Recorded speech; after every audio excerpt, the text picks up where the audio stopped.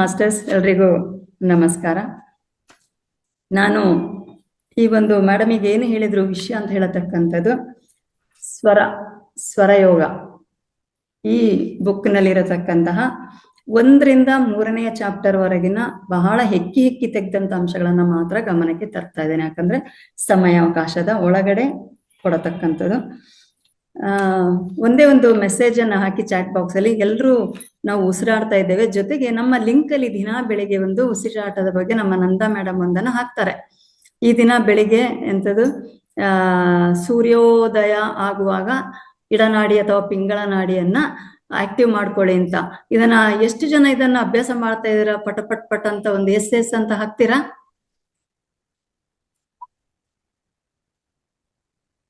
ಯಾರು ಹಾಕ್ತಾ ಇಲ್ವಾ? ಎಸ್ ರಮೇಶ್. ಓಕೆ 5 ಜನ 6 ಜನ. ಓಕೆ, ಪರವಾಗಿಲ್ಲ. ಬಹುಶಃ ಓಕೆ ಹಾ, ಹೋಗ್ತಾ ಇದೆ. ತುಂಬಾ ಜನ ಮಾಡ್ತಾ ಇದ್ದೀರಾ ಅಂತ ಅರ್ಥ ಆಯ್ತು. Okay, thank you so much. ಯಾಕಂತಂದ್ರೆ ಅದನ್ನ ದಿನ ಹಾಕ್ತಾ ಇದ್ದಾರೆ, ಬಟ್ ನಾವ್ ಇದನ್ನ ಅನುಸರಣೆ ಮಾಡ್ತಾ ಇದ್ದೇವಾ ಅಂತ ಹೇಳತಕ್ಕಂಥದ್ದು ಬಹಳ ಅಗತ್ಯ. ಯಾಕಂತಂದ್ರೆ ಕೆಲವರು ಆ ಟೈಮ್ನಲ್ಲಿ ಹೇಳೋದಿಲ್ಲ ಅಂತ ಕೆಲವರು ಪ್ರಶ್ನೆಗಳನ್ನ ಕೇಳ್ತಾರೆ. ನಾವು ಆಲ್ರೆಡಿ ಧ್ಯಾನದಲ್ಲಿ ಇರ್ತೇವೆ. ಸೊ ಅವಾಗ ಏನ್ ಮಾಡೋದು ಅಂತ, ಧ್ಯಾನದಲ್ಲಿ ಇದ್ದಾಗ ಇದು ಆಟೋಮೆಟಿಕ್ ಆಗಿ ಬದಲಾಗ್ತಾ ಹೋಗ್ತದೆ. ಆದ ಕಾರಣ ಧ್ಯಾನದಲ್ಲಿ ಇರುವಾಗ ಮತ್ತೆ ಇದನ್ನ ಆಕ್ಟಿವೇಟ್ ಮಾಡಿಕೊಳ್ಳುವಂತ ಅಗತ್ಯ ಇಲ್ಲ. ಒಂದು ವೇಳೆ ಆ ಸಮಯದಲ್ಲಿ ಹೇಳಿದಾಗ ಮಾತ್ರ ತಾವು ಮಂಚದಲ್ಲಿಯೇ ಆ ಪ್ರೋಸೆಸ್ ನಿಮಗೆ ಗೊತ್ತಿದೆ ಅಲ್ಲ. ಇಡನಾಡಿ ಅಂದ್ರೆ ಎಡಗೈಯಲ್ಲಿ ಮುಖವನ್ನು ಉಜ್ಜಿಕೊಳ್ಳತಕ್ಕಂಥದ್ದು. ಆ ನಂತರ ಎದ್ದು ಕೂತ್ಕೊಂಡು ತಮ್ಮ ಎಡ ಶ್ವಾಸವನ್ನ ತೆಗೆಯುವುದು ಮತ್ತೆ ಬಿಡುವುದರಲ್ಲೇ ಮಾಡತಕ್ಕಂಥದ್ದು. ಎಡಕಾಲನ್ನೇ ಇಟ್ಟು ಹೇಳತಕ್ಕಂಥದ್ದು, ಎಡಬದಿಗೆ ಹೇಳತಕ್ಕಂಥದ್ದು. ಸೊ ಇದಿಷ್ಟು ಮಾಡಿದ್ರೆ ಆ ದಿನ ನಿಜವಾಗ್ಲೂ ನಾವು ಆರಾಮವಾಗಿ ಎಲ್ಲ ಕ್ರಿಯೆಗಳನ್ನ ಮಾಡಬಹುದು ಅಂತ ಹೇಳತಕ್ಕಂಥ ಒಂದು ಸೂಚನೆಗೆ ಅದನ್ನ ಕಳಿಸ್ತಾ ಇದ್ದಾರೆ. ಓಕೆ, ಜೊತೆಗೆ ನಾವೆಲ್ಲರೀಗ ಉಸಿರಾಡ್ತಾ ಇದ್ದೇವೆ. ಸ್ವರ ಯೋಗ ಏನ್ ಹೇಳ್ತದೆ ಅಂತ, ಇದು ಇತರ ಯೋಗಗಳ ಹಾಗೇನೆ ಈ ಉಸಿರಾಟಕ್ಕೂ ಸಹ ಒಂದು ಸಿದ್ಧಾಂತಕ್ಕೆ ಮತ್ತು ಪ್ರಾಯೋಗಿಕ ಅಂಶಗಳಿಗೆ ಒಂದು ಪ್ರಾಮುಖ್ಯತೆಯನ್ನ ಕೊಟ್ಟಿದೆ ಅಂತ ಹೇಳತಕ್ಕಂಥದ್ದು. ಎಲ್ರಿಗೂ ಗೊತ್ತಿದೆ, ದೀರ್ಘ ಶ್ವಾಸ ದೀರ್ಘಾಯುಷ್ಯಕ್ಕೆ ಕಾರಣ ಅಂತ. ನಾವು ಹೆಚ್ಚು ನಿಧಾನವಾಗಿ ದೀರ್ಘ ಶ್ವಾಸವನ್ನ ತಗೊಳ್ತೇವೆ, ಆದ್ರಿಂದ ನಾವು ಹೆಚ್ಚು ದೀರ್ಘಾಯುಷರಾಗಿ ಬಾಳ್ತೇವೆ ಅಂತ ಹೇಳತಕ್ಕಂಥದ್ದು. ನಾವು ಹೇಗೆ ಫಾಸ್ಟ್ ಉಸಿರನ್ನ ತಗೊಳ್ತೇವೆ, ನಮ್ಮ ಆಯುಷ್ಯ ಸಹ ಕಡಿಮೆ ಆಗ್ತದೆ ಅಂತ ಹೇಳತಕ್ಕಂಥದ್ದು. ಸಾಮಾನ್ಯವಾಗಿ ಯೋಗ ಗುರುಗಳು ಪ್ರತಿಯೊಂದು ಯೋಗವನ್ನ ಮಾಡಿಸಿದ ತಕ್ಷಣ, ಒಂದೊಂದು ಐಟಮ್ ಮಾಡಿದ ತಕ್ಷಣ ಡೀಪ್ ಬ್ರೀತ್ ಮಾಡ್ಕೊಳ್ಳಿ, ನಂತರ ಇನ್ನೊಂದಕ್ಕೆ ಹೇಳ್ತಾರೆ. ಡೀಪ್ ಬ್ರೀತ್ ಮಾಡಿದ ನಂತರ ಇನ್ನೊಂದನ್ನ ಮಾಡಿಸ್ತಾರೆ. ಇದು ಯಾಕಂತಂದ್ರೆ ಯಾವುದೇ ಗೊಂದಲ, ಅಡೆತಡೆ, ಅಡಚಣೆ ಇಲ್ಲದೆ ಉಸಿರಾಟ ಆಗ್ಬೇಕು ಅಂತ ಹೇಳತಕ್ಕಂಥದ್ದು.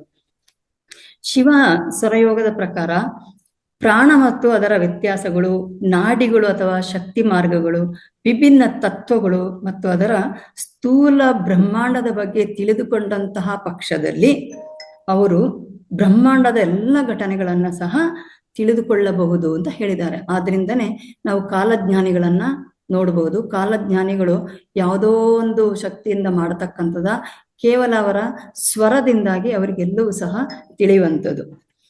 ಸ್ವರ ಯೋಗದ ಪ್ರಕಾರ ನಾವು ದೇಹ ಶಕ್ತಿಯು ಒಂದು ನಮ್ಮ ಈ ಶಕ್ತಿಯ ಒಂದು ಉಗ್ರಾಣ, ನಾವೇನು ವೇರ್ ಹೌಸ್ ಅಂತ ಹೇಳ್ತೇವಲ್ಲ, ಆ ತರ ಅಂತ ಹೇಳ್ತಕ್ಕಂಥದ್ದು. ಅನಂತ ವಿದ್ಯುತ್ ಪ್ರವಾಹಗಳು ಹರಿಯುವ ಒಂದು ಡೈನಾಮೋ ಅಂದ್ರೆ ಮೂಲ ಶಕ್ತಿ ಇರತಕ್ಕಂಥದ್ದು ನಮ್ಮ ಉಸಿರಾಟ ಅಥವಾ ನಮ್ಮ ಶ್ವಾಸ. ನಾವೆಲ್ಲ ಏನ್ ಮಾಡ್ತೇವೆ ಅಂದ್ರೆ, ಮನುಷ್ಯರು ದೇಹ ಅಂತ ಹೇಳಿದಾಗ ನಾವು ಕೇವಲ ದೇಹ, ಮೂಳೆ, ಮಾಂಸ, ರಕ್ತ ಸಂಯೋಜನೆ ಎಂದು ಹೇಳ್ತೇವೆ. ಆದರೆ ಯೋಗಿಗಳು ಏನ್ ಹೇಳ್ತಾರೆ, ಭೌತಿಕ ಈ ನಾವು ದೇಹ ಅಂತ ಹೇಳತಕ್ಕಂತಹ ಭೌತಿಕ ಅಂಶಗಳ ಹಿಂದೆ ಒಂದು ಮಹತ್ತರವಾದ ಶಕ್ತಿ ಇದೆ. ಇದೇ ಪ್ರಾಣಶಕ್ತಿ ಅಂತ ಹೇಳತಕ್ಕಂಥದ್ದು. ಉಸಿರಾಟ ಪ್ರಾಣವನ್ನು ದೇಹಕ್ಕೆ ಹೀರಿಕೊಳ್ಳುವ ಅತ್ಯಂತ ಪ್ರಮುಖ ಸಾಧನ. ನಾವು ಪ್ರಾಣಶಕ್ತಿ ಧ್ಯಾನದಲ್ಲೂ ಹೇಳ್ತೇವೆ. ಪ್ರಾಣಶಕ್ತಿ ಇರ್ತದೆ, ಪಕ್ಕದಲ್ಲಿ ನೀರಿಟ್ಕೊಳ್ಳಿ. ನಾವು ಧ್ಯಾನ ಆದ್ಮೇಲೆ ಪ್ರಾಣಶಕ್ತಿಯಿಂದ ಕೂಡಿದ ನೀರನ್ನ ಸೇವನೆ ಮಾಡಿ ಅಂತ ಹೇಳತಕ್ಕಂಥದ್ದು. ಈ ಪ್ರಾಣಶಕ್ತಿ ಎಲ್ಲಿಂದ ಬರ್ತದೆ ಅಂದ್ರೆ, ಇದು ಉಸಿರಾಟದಿಂದ ಬರ್ತದೆ. ಉಸಿರಾಟವನ್ನ ವಿಶ್ವ ಪ್ರಜ್ಞೆಯ ವಾಹನ ಎಂದು ಉಲ್ಲೇಖಿಸಲಾಗಿದೆ. ಉಸಿರು ಸ್ವತಃ ವಿಶ್ವ ಆತ್ಮನಿಂದ ನೀಡಲ್ಪಟ್ಟಿರುವುದರಿಂದ ವಿಶ್ವ ಶಕ್ತಿಯನ್ನು ಇದು ಒಳಗೊಂಡಿದೆ. ಪ್ರಾಣವು 2 ಮೂದಗಳಿಂದ ಪಡೆದ ಸಂಸ್ಕೃತ ಪದ. ಪ್ರ ಅಂದರೆ ಸ್ಥಿರತೆ, ನ ಎಂದರೆ ಚಲನೆ. ಆದ್ರಿಂದ ಇದು ಸದಾ ಕಾಲ ಯಾರು ಗಮನಿಸಿದರೂ ಯಾರು ಗಮನಿಸದೇ ಇದ್ದರೂ ಸಹ ಈ ಉಸಿರಾಟ ಅಂತ ಹೇಳುದು ತನ್ನ ಪಾಡಿಗೆ ತಾನು ನಡೀತಕ್ಕಂಥ ಒಂದು ಪ್ರಕ್ರಿಯೆ. ಪ್ರಾಣವು ಯಾವುದೇ ಅಡೆತಡೆ ಇಲ್ಲದೆ ಕಂಪನದಂತೆ ಸತತ ಚಲನೆಯಲ್ಲಿರ್ತದೆ. ಇದಕ್ಕೆ ಯಾವುದೇ ಒಂದು ಅಡೆತಡೆನೂ ಬರುವುದಿಲ್ಲ. ಜೊತೆಗೆ ಯಾರಾದರೂ ಮಾಡಬೇಕು ಅಂತ ಹೇಳತಕ್ಕಂಥದನ್ನು ಸಹ ಕಾಯದೆ ಕಂಪನದೊಂದಿಗೆ ಸತತವಾಗಿ ಚಲನೆಯನ್ನ ಮಾಡತಕ್ಕಂಥದ್ದು. ಇದರಲ್ಲಿ ನಾವು ಕೆಲವು ಅಯಾನುಗಳನ್ನು ಸಹ ನೋಡ್ಬೋದು. ಈಗಾಗಲೇ ತಾವು ಬೆಳಗಿನ ಕ್ಲಾಸಿಗೆ ಅಟೆಂಡ್ ಆದಂತ ಪಕ್ಷದಲ್ಲಿ ನಮ್ಮ ಗುರುಗಳು ಯಾವಾಗಲೂ ಹೇಳ್ತಾರೆ, ನಾವು ಈ ಪಾಸಿಟಿವ್ ಅಯಾನ್ ಮತ್ತೆ ನೆಗೆಟಿವ್ ಅಯಾನ್ ಇದಕ್ಕೆ ಏನ್ ಮಾಡಬೇಕು, ಹೇಗೆ ಪಡ್ಕೊಳ್ಬೇಕು ಅಂತ ಹೇಳತಕ್ಕಂಥದ್ದು. ಈ ಅಯಾನುಗಳು ಮತ್ತು ವಿದ್ಯುತ್ ಕಾಂತೀಯ ಕ್ಷೇತ್ರಗಳು ಅಂದ್ರೆ ಇಲೆಕ್ಟ್ರೋಮ್ಯಾಗ್ನೆಟಿಕ್ ಫೀಲ್ಡ್ ಅಂತ ನಾವು ಕರಿತೇವೆ ಇದನ್ನ. ಜೀವದ ಉಳಿವಿಗೆ ಅತ್ಯಗತವಾಗಿ ವಿದ್ಯುತ್ ಕಾಂತಿಗಳು ಶಕ್ತಿಯಿಂದ ಅಂದ್ರೆ ಇಲೆಕ್ಟ್ರೋಮ್ಯಾಗ್ನೆಟಿಕ್ ಎನರ್ಜಿ ನಮಗೆ ಬೇಕೇ ಬೇಕು. ಇದು ವಾತಾವರಣದಲ್ಲಿ ತುಂಬಿದೆ. ಇದನ್ನ ಆಧುನಿಕ ವಿಜ್ಞಾನಿಗಳು ಸಹ ತೋರಿಸಿದ್ದಾರೆ. ಎಲ್ಲಿ ಜೀವವಿದೆಯೋ ಅಲ್ಲಿ ಪ್ರಾಣ ಇದೆ, ಎಲ್ಲಿ ಜೀವವಿದೆಯೋ ಅಲ್ಲಿ ವಿದ್ಯುತ್ ಗುಣಲಕ್ಷಣಗಳಿವೆ ಎಂದು ಈಗಾಗಲೇ ಈ ಆಧುನಿಕ ಯುಗದಲ್ಲಿ ವಿಜ್ಞಾನಿಗಳು ಸಹ ಇದನ್ನ ಸಾರಿದ್ದಾರೆ. ಪ್ರಾಣವು ಧನಾತ್ಮಕ ಅಂದ್ರೆ ಪಾಸಿಟಿವ್ ಮತ್ತು ಋಣಾತ್ಮಕ ನೆಗೆಟಿವ್ ಅಂಶಗಳನ್ನ ಅಯಾನ್ಗಳನ್ನ ಹೊಂದಿದೆ. ಸ್ವರಯೋಗವು ದೇಹವನ್ನ ಜೀವಂತವಾಗಿ ಪರಿಗಣಿಸಿದೆ. ತಲೆಯು ಧನಾತ್ಮಕ ಧ್ರುವ ಮತ್ತು ಪಾದಗಳು ಋಣಾತ್ಮಕ ಧ್ರುವದಿಂದ ಕೂಡಿದೆ. ಇಲ್ಲಿ ನಾವು ಪಾಸಿಟಿವ್ ಮತ್ತೆ ನೆಗೆಟಿವ್ ಅಯಾನ್ಸ್ಗಳು ನಮ್ಮ ದೇಹದ ಯಾವ ಭಾಗದಲ್ಲಿ ಇರ್ತದೆ ಅಂತ ಹೇಳೋದನ್ನ ಹೇಳಿದ್ದಾರೆ. ಸಾಮಾನ್ಯವಾಗಿ ನಾವು ಮಲಗುವಾಗ ಅಥವಾ ಬೆಡ್ರೂಮ್ನಲ್ಲಿ, ಮಾಸ್ಟರ್ ಬೆಡ್ರೂಮ್ ಆಗ್ಲಿ ಎಲ್ಲಾದ್ರಾಗ್ಲಿ, ಮಂಚವನ್ನ ಪಶ್ಚಿಮಕ್ಕೆ ತಲೆ ಇಡುವ ಹಾಗೆ ಇಟ್ಟು ಮಲಗಿ ಅಂತ ಹೇಳ್ತಾರೆ. ಸೌತಿಗೆ ನಾವು ತಲೆ ಇಟ್ಟು ಮಲಗಬೇಕು ಅಂತ. ಯಾಕಂತಂದ್ರೆ ಶಕ್ತಿಯ ಪರಿಚಲನೆ ಭೂಮಿಯ ಶಕ್ತಿ ಕ್ಷೇತ್ರದೊಂದಿಗೆ ಇದು ಹರಿಯಬೇಕು. ಆದ ಕಾರಣ ನಾವು ಮಲಗುವಾಗ ತಲೆಯನ್ನ ಪಶ್ಚಿಮಕ್ಕೆ ತಲೆ ಇಟ್ಟು ಮಲಗಬೇಕು. ದೇಹದಲ್ಲಿರುವ ಅಯಾನುಗಳು ಧನಾತ್ಮಕ ಅಥವಾ ಋಣಾತ್ಮಕ ವಿದ್ಯಾದ್ವೇಷವು ನಿರ್ದಿಷ್ಟ ದೈಹಿಕ ಮತ್ತು ಮಾನಸಿಕ ಕಾರ್ಯಗಳ ಮೇಲೂ ಪ್ರಭಾವ ಬೀರ್ತದೆ. ಈ ನಮ್ಮ ದೇಹದಲ್ಲಿರುವ ಅಯಾನ್ಗಳು ಪಾಸಿಟಿವ್ ಮತ್ತೆ ನೆಗೆಟಿವ್ ಅಯಾನ್ಸ್ ಏನಿದೆ, ಇವು ನಮ್ಮ ಮಾನಸಿಕ ಜೊತೆಗೆ ದೈಹಿಕ ಕಾರ್ಯಗಳ ಮೇಲೂ ಪ್ರಭಾವವನ್ನ ಬೀರುತ್ತವೆ. ಧನಾತ್ಮಕ ಮತ್ತು ಋಣಾತ್ಮಕ ಆಯಾಮಗಳು ಇದೇ ದೇಹದ ಕಾರ್ಯ ವಿಧಾನದ ಮೇಲೆ ಪರಿಣಾಮ ಬೀರುತ್ತದೆ. ಜೊತೆಗೆ ನರಮಂಡಲ, ಉಸಿರಾಟ, ಜೀರ್ಣಕ್ರಿಯೆ ಇಂತಹದರ ಮೇಲೂ ಸಹ ಪ್ರಭಾವವನ್ನ ಬೀರುತ್ತದೆ. ಈ ಋಣಾತ್ಮಕ ಆಯಾಮಗಳು ಎಲ್ಲಿ ಸಿಗ್ತದೆ, ಅಯಾನ್ಗಳು ಹೇಗೆ ಸಿಗ್ತದೆ ಅಂತ ನೋಡೋಣ. ಸಾಮಾನ್ಯವಾಗಿ ಸರ್ ಹೇಳ್ತಾರೆ, ಈಗಾಗಲೇ ಗೌರಿ ಮೇಡಮ್ ಹೇಳಿದ್ರು, ನೈಸರ್ಗಿಕ ಕೃಷಿಯನ್ನ ಗುರುಗಳು ಸಾಕಷ್ಟು ಹೇಳ್ತಾ ಇದ್ದಾರೆ. ನಾವು ಇನ್ನು ಮುಂದೆ ಅದನ್ನ ಮಾಡಬೇಕು ಅಂತ ಹೇಳತಕ್ಕಂಥ ಪ್ರಚಾರವನ್ನು ಸಹ ಮಾಡಬೇಕು ಅಂತ.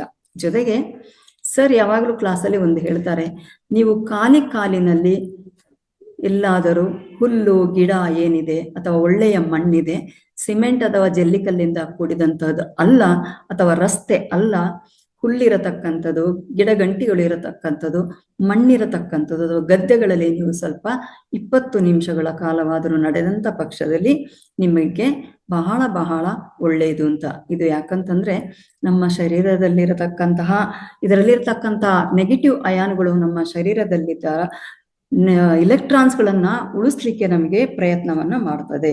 ಅಲ್ಲಿ ನಮಗೆ ನೈಸರ್ಗಿಕ ಋಣಾತ್ಮಕ ಆಯಾಮಗಳು ಗುಂಪು ಕೂಡಿರ್ತವೆ. ಒಂದು ಕಾಡಿರ್ಬೋದು, ಒಂದು ನದಿ ಇರ್ಬೋದು, ಒಂದು ಹೊಳೆ ಇರ್ಬೋದು, ಅಥವಾ ಸಮುದ್ರ ತೀರದಲ್ಲಿ ಎಲ್ಲ ಋಣಾತ್ಮಕ ಅಯಾನುಗಳು ಗುಂಪು ಗುಂಪಾಗಿ ಇರ್ತವೆ. ಆದ ಕಾರಣ ಅದನ್ನ ನಾವು ವಾಕ್ ಮಾಡ್ಕೊಂಡು ಹೋದಾಗ ಅದು ನಮ್ಮ ಶರೀರಕ್ಕೆ ಬರ್ತದೆ. ನಮ್ಮ ಶರೀರದಲ್ಲಿ ಇಲೆಕ್ಟ್ರಾನ್ಸ್ ಶೇಖರಣೆ ಆಗ್ತದೆ. ಇದರಿಂದ ನಮ್ಮ ಆರೋಗ್ಯವನ್ನ ನಾವು ಕಾಪಾಡಿಕೊಳ್ಳಬಹುದು ಅಂತ ಹೇಳತಕ್ಕಂಥದ್ದು. ನಗರದಲ್ಲಿ ನಾವು ಎಷ್ಟೇ ಒಳ್ಳೆಯ ವಾತಾವರಣದಲ್ಲಿದ್ದೇವೆ, ನಾವು ತುಂಬಾ ಒಳ್ಳೆಯ ಒಂದು ಲೇಔಟ್ ಅಲ್ಲಿ ಇದ್ದೇವೆ, ಗಿಡ ಮರಗಳಿದ್ದೇವೆ ಅಂತ ಹೇಳಿದ್ರು ಅಲ್ಲಿ ಗಾಳಿ ಚೆನ್ನಾಗಿ ಬೀಸಿದ್ರು ಸಹ ಇದರಲ್ಲಿ ನಮಗೆ ಹೆಚ್ಚಿನ ಋಣಾತ್ಮಕ ಅಯಾನುಗಳು ಸಿಗುವುದಿಲ್ಲ. ಇಲ್ಲಿ ಯಾಕಂತಂದ್ರೆ ಹೆಚ್ಚಿನ ಭಾಗ ಎಲ್ಲ ವಾಹನಗಳು ಓಡಾಡಿ ಕಾರ್ಬನ್ ಹೊಂದಿರ್ತದೆ. ಆದ ಕಾರಣ ನಾವೇನು ಒಳ್ಳೆ ಫ್ರೆಶ್ ಏರ್ ತಗೊಂಡ್ವಿ ಅಂತ ಹೇಳ್ತೇವೆ, ಆದ್ರೂ ಸಹ ಅದರಲ್ಲಿ ಋಣಾತ್ಮಕ ಅಯಾನುಗಳು ಇರುವುದಿಲ್ಲ. ಸ್ವರಯೋಗದಲ್ಲಿ ನಮ್ಮ ಮೂಗನ್ನ ನಾವೆಲ್ಲರೂ ಹೇಳ್ತೇವೆ ಧ್ಯಾನ ಮಾಡಿದಾಗ, ನಮ್ಮ ಮೂಗಿನ ತುದಿಯಲ್ಲಿ ನಾವು ಆಡತಕ್ಕಂಥ ಉಸಿರನ್ನೇ ಗಮನಿಸಿ, ಬೇರೆ ಯಾವ ಆಲೋಚನೆ ಬೇಡ, ನೀವು ಉಸಿರನ್ನೇ ಗಮನಿಸಿ. ಇದೇ ನಮ್ಮ ಧ್ಯಾನದ ಪ್ರಕ್ರಿಯೆ. ಸ್ವರಯೋಗದಲ್ಲಿ ಮೂಗನ್ನ ಸ್ವಯಂ ಚಾಲಿತ ನರಮಂಡಲದ ಬಾಹ್ಯ ಅಂಗ ಅಂತ ವಿವರಿಸಲಾಗಿದೆ. ನಾವು ಏನನ್ನು ಉಸಿರಾಡುತ್ತೇವೆ, ಹೇಗೆ ಉಸಿರಾಡುತ್ತೇವೆ ಎಂಬುದು ನಮ್ಮ ಚಲನೆಗಳ, ನಮ್ಮ ಭಾವನೆಗಳ ಮೇಲೆ ಪರಿಣಾಮ ಬೀರುತ್ತವೆ. ಮತ್ತು ಭಾವನೆಗಳು ಉಸಿರಾಟದ ಮೇಲೂ ಪರಿಣಾಮ ಬೀರ್ತವೆ. ನಮ್ಮ ಉಸಿರು ಸಹ ನಮ್ಮ ಭಾವನೆಯ ಮೇಲೆ ಪರಿಣಾಮವನ್ನ ಬೀರ್ತದೆ. ಜೊತೆಗೆ ನಮ್ಮ ಭಾವನೆಗಳು ಉಸಿರಾಟದ ಮೇಲೆ ಪರಿಣಾಮವನ್ನ ಬೀರ್ತದೆ. ಋಣಾತ್ಮಕ ದೇಹದ, ನಾವು ಸಾಮಾನ್ಯವಾಗಿ ಇಡ ಮತ್ತು ಪಿಂಗಳ ಅಂತ ಹೇಳ್ತೇವೆ. ಇಡ ಅಂತಂದ್ರೆ ನಮ್ಮ ಎಡ ಶ್ವಾಸ, ಪಿಂಗಳ ಅಂತಂದ್ರೆ ನಮ್ಮ ಬಲ ಶ್ವಾಸ. ನಮ್ಮ ಈ ಉಸಿರು ಇದೆಯಲ್ಲ, ಇದು ನಮ್ಮ ಇಡೀ ದೇಹ, ಮಾನಸಿಕ ದೈಹಿಕವಾದ ಒಂದು ನಿಯಂತ್ರಣವನ್ನ ತರಲಿಕ್ಕೆ ಬಹಳ ಬಹಳ ಸಹಾಯಕಾರಿ. ಪಿಂಗಳ ಅಂತ ಹೇಳತಕ್ಕಂಥದ್ದು ನಮ್ಮ ದೇಹದ ಬಲಭಾಗವನ್ನ ಪ್ರಭಾವವನ್ನ ಬೀರ್ತದೆ. ಅದೇ ಇಡ ಅಂತ ಹೇಳತಕ್ಕಂಥದ್ದು ನಮ್ಮ ದೇಹದ ಎಡಭಾಗವನ್ನ ಎಡಭಾಗದ ಮೇಲೆ ಪ್ರಭಾವವನ್ನ ಬೀರ್ತವೆ. ಉಸಿರಾಟದ ಲಯದಲ್ಲಿ ಅಡಚಣೆ ಆದರೆ ದೇಹದ ವ್ಯವಸ್ಥೆಯಲ್ಲಿ ಅಸಮತೋಲನ ಕಂಡುಬರುತ್ತದೆ. ಇದರಿಂದ ನಮಗೆ ಅನಾರೋಗ್ಯ ಬರ್ತದೆ. ಆದ್ದರಿಂದ ನಾವು ಯಾವಾಗಲೂ ಸಹ ಉಸಿರನ್ನ ಬಹಳ ನಿಯಮಿತವಾಗಿ, ಜೊತೆಗೆ ನಿಧಾನವಾಗಿ, ಲಯಬದ್ಧವಾಗಿ ತೆಗೆದುಕೊಳ್ಳಬೇಕು ಅಂತ ಹೇಳತಕ್ಕಂಥದ್ದು. ನಾವು ತೆಗೆದುಕೊಳ್ಳುವ ಉಸಿರು ಯಾವಾಗಲೂ ನಿಧಾನಗತಿಯಲ್ಲಿರಬೇಕು.